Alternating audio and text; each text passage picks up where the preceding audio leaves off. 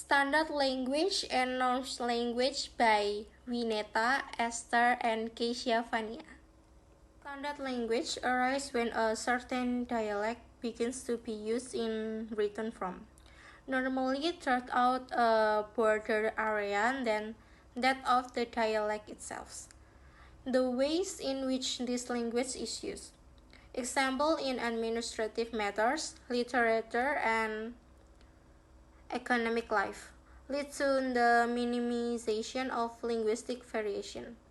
The social prestige attached to the speech of the richest, most powerful, and most highly educated members of a society transform their language into a model for others. It also contributes to the elimination of deviating linguistic forms. Dictionaries and grammars help to stabilize linguistic norms, as do the activity of scholarly institutions and sometimes governmental intervention. The best dialect for a country's standard language is very often the original dialect of the capital and its environs. Or the base may be a strong economic and cultural center. Or the language may be a combination of several regional dialects as are German and Polish. In linguistics, norms are often related to a standard language. Linguistic standard or language norm is a historically determined set of commonly used language assets, as well as rules for their selection and use, which have been recognized by society as the most appropriate in a particular historical period. These are collective rules for implementing the language system. Norms can be observed not only in the actual language use, but also through evaluation concerning language. The norms of language are one of the essential properties of language, ensuring its historical functioning and continuity due to its inherent stability, although they do not exclude the variability of the language set and the apparent historical variability.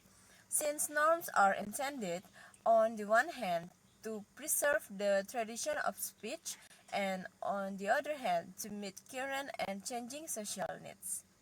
Chinese consists of hundreds of local varieties, many of which are not mutually intelligible, usually classified into 7 to 10 major groups including Mandarin, Wu, Yue, Hakka, and Min. In the early 20th century, many Chinese intellectuals argued that the country needed a standardized language. By the 1920s, literally Chinese had been replaced as the written standard by written vernacular Chinese, which has based on Mandarin dialect. In 1930, Standard Chinese was adopted with its pronunciation based on the Beijing dialect, the communication style in Chinese. Nonverbal communication speaks volumes. Since the Chinese strive for harmony and are group dependent, they rely on spatial expression, tone of voice, and posture to convey meaning or intention. Frowning while someone is speaking is interpreted as a sign of disagreement. Therefore, most Chinese maintain an impassive expression when speaking. It is considered disrespectful to stare into another person's eyes in crowded situations. The Chinese avoid eye contact to give themselves privacy. Meanwhile, in meeting and greetings are formal and the oldest person is always greeted first. Handshakes are the most common form of greeting with foreigners. Many Chinese will look toward the ground when greeting someone. So that's all from us. Thank you for your attention.